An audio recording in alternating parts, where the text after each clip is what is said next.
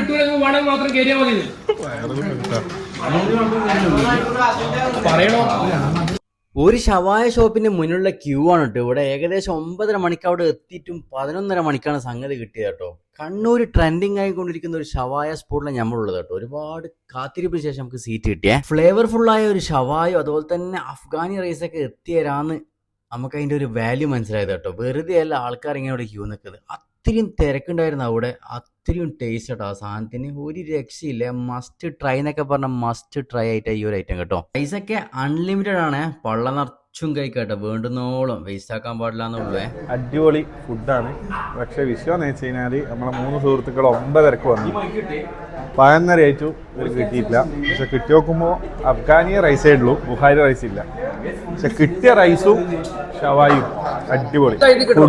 Food കുഴപ്പമൊന്നുമില്ല. പക്ഷെ പിന്നെ പ്രശ്നം എന്ന് വെച്ചാല് നമ്മൾ എത്താൻ ലേറ്റ് ആയിന്, അതിന്റെ പ്രശ്നം. അപ്പോൾ ഫുഡ് കഴിഞ്ഞ് പിന്നെ നമ്മൾ രണ്ടാമത് കുറച്ച് പിന്നെ ഒച്ചപ്പാടെല്ലാം ആക്കിയ പോലെ ആക്കിയോണ്ടാണ് രണ്ടാമത് ഫുഡെല്ലാം വന്നത്.